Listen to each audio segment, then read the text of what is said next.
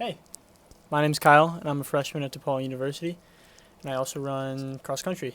Right now we're in the middle of the season, so I'm running about 70 miles a week, and we're lifting twice a week and working out 2 to 3 times, like running wise. Doing this allows me to lay the foundation for improvement, but it doesn't guarantee it. What guarantees it is recovery. During activity, my muscles are broken down so they can be built back stronger. The only problem is they don't get built back during activity. They get built back during recovery. Basically, recovery is a secret method to getting better faster. Today, I'm going to show you guys how I recover and how you can recover to get faster or just get stronger or be better at the sport that you're doing. Future Kyle here. I'm editing the video right now. Make sure you watch till the end of the video because my favorite recovery method is at the end. Trust me, you don't want to miss it. Okay, bye. The first method that I got for you guys is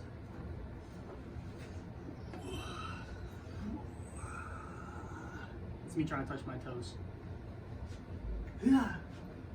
Alright, real quick, Future Kyle again. Somehow the stretching part didn't get put in the video. I don't know if the file got encrypted or something, but I stretch after every single run. I do the same routine. It's tailored to me. I've refined it over, a couple of years. I have some tight hamstrings, so I have a lot of hamstring exercises in there.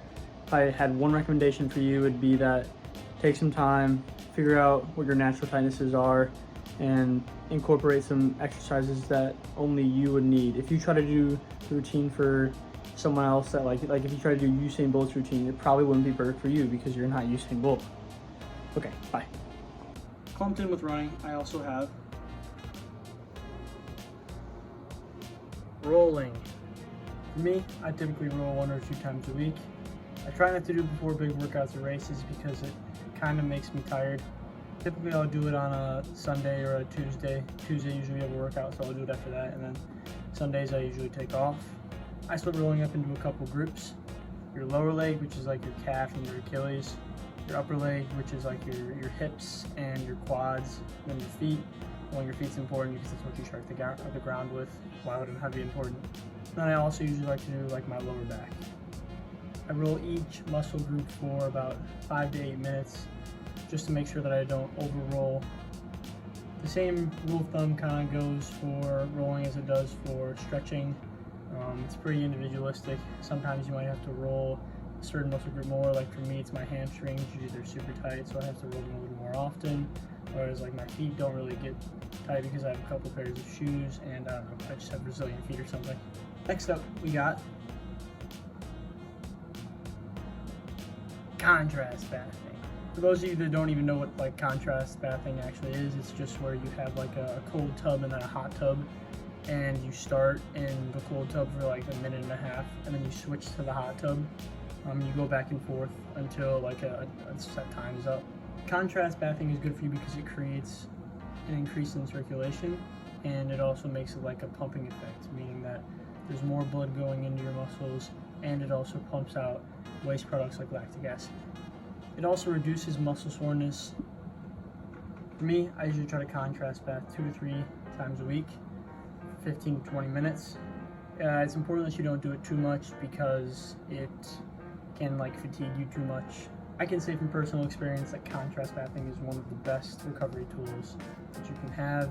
My legs always feel better the next day after doing it. I always do it before a race, and usually I'll do it before a big workout too. Now, for the average Joe, it may be a little bit more difficult to do a contrast bath because you don't really have the facilities to do it. Most people don't have 2 bathtubs, but like a hot shower and like a cold tub work just as good. You'll get the same benefits, and you don't have to go to a facility or something like that. For the third most important thing, we have fluid intake.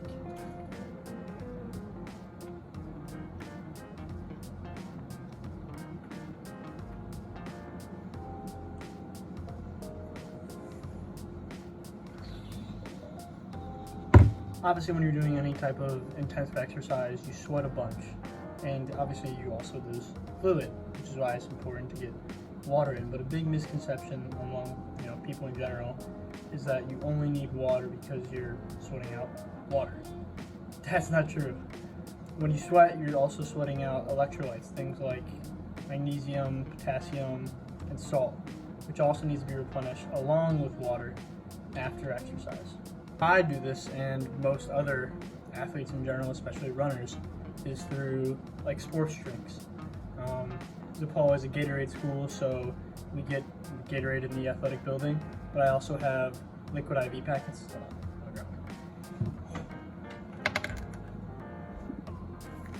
This is what they look like.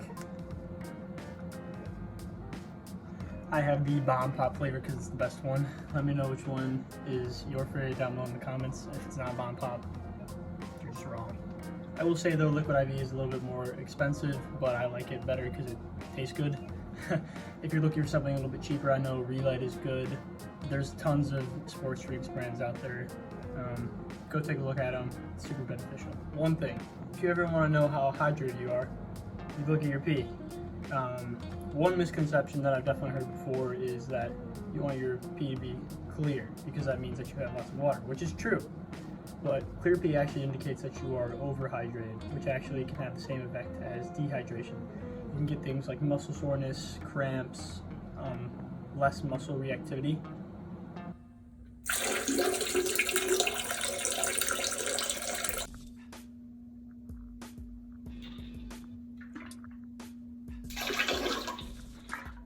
Next up, we have diet, food in general.